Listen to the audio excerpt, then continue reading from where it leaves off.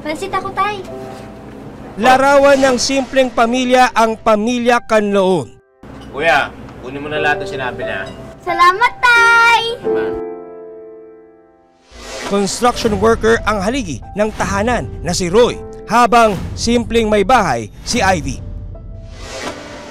Taong 2010 nang unang nagkakilala sina Ivy Joy Cabrera at Roy Canloon.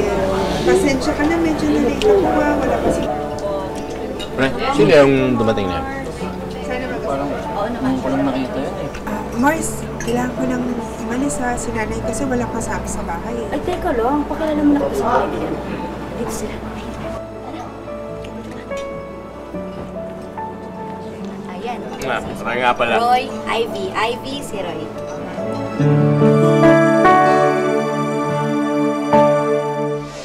Mabilis na nagkapalagayan ng loob ang dalawa. Sa pagligaw, mga sweetness, nangako siya, mamahalin niya ako.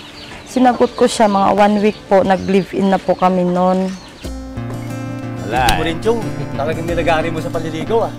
Bahay lang naman po ko. Hindi niya po ako pinapayagan magtrabaho nung time na yun. Nire-respeto ko naman din yung sinabi niya sa akin dito. Kailangan alagaan mo mga bata. Ako na magtrabaho. No? Ang aga-aga, parang nakakarami na kayo agad ah.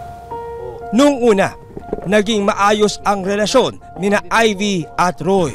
Kwento ko lang kasi sa tropa yung love story natin, di ba? Kung paano ka na-love at first sight sa akin. Ewan ko sa'yo, amoy alak ka na naman. Ay, makakarami na naman kayo niyan. Pero nang magsama sa iisang bubong, dito na raw lumabas ang tunay na ugali ni Roy. Kwento ni Ivy, pampalipas oras daw ni Roy ang alak.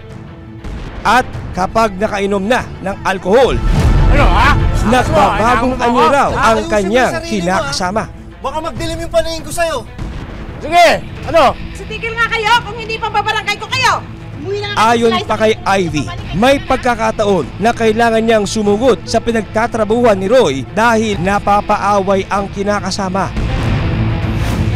Oh, ano? Ano? Ha? Asan tapang mo? Oh. Pati nga yung sarili niyang pamilya, alam nila kung gaano ka hilig manggulo talaga si Roy. Hindi lang sa mismong pamilya niya, pati sa mga kapitbahay nila. Asan? Asan? Sa susunod, tutulungan na talaga kitang hayop ka. Sige!